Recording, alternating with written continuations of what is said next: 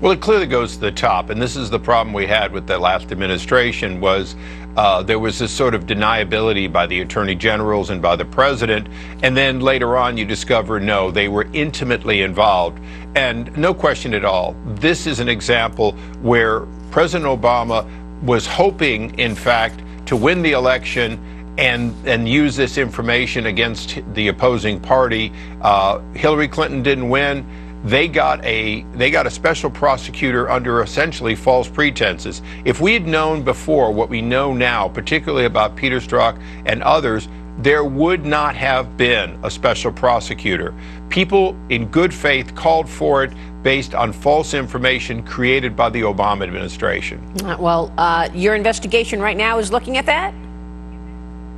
We're also calling for you mentioned in an earlier segment, we're also calling for an investigation of Twitter and other social media that appear to be creating algorithms that are clearly biased against conservatives. Yeah, I want to talk about that because we had House Majority Leader Kevin McCarthy on recently, and he wants the CEO of Twitter, Jack Dorsey, to testify in front of Congress on these issues of shadow banning, of censorship of social media. Right. Last week, we had the chairman of Intel, Devin Nunes, on this program, and here's what he said. Listen to this.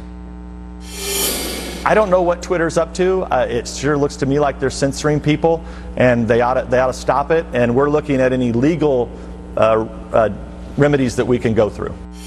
So, Congressman, what are the legal remedies in your view? I mean, you know, if you Googled GOP in California a couple of months ago and you wanted to get the items that were important to the GOP, one of them was Nazism. That was on Google. On Twitter, they have terrible commentators talking about Melania Trump, something Kevin McCarthy lashed out at Twitter about just last week. What's your take on the legal remedies here?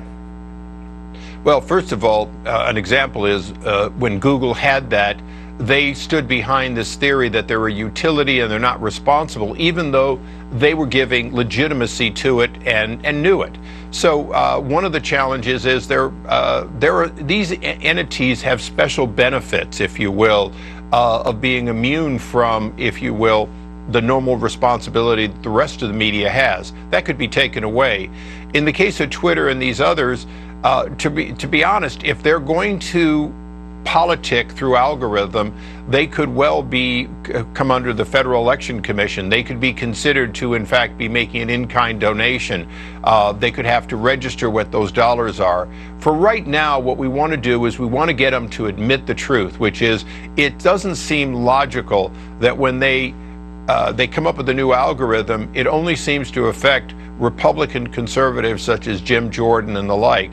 And it's the reason that both the Judiciary Committee and the Oversight Committee are trying to schedule on the first day back a hearing with Twitter to give them an opportunity to explain how this anomaly that it only seems to affect conservatives. By the way, because when you have an algorithm, somebody programs that algorithm.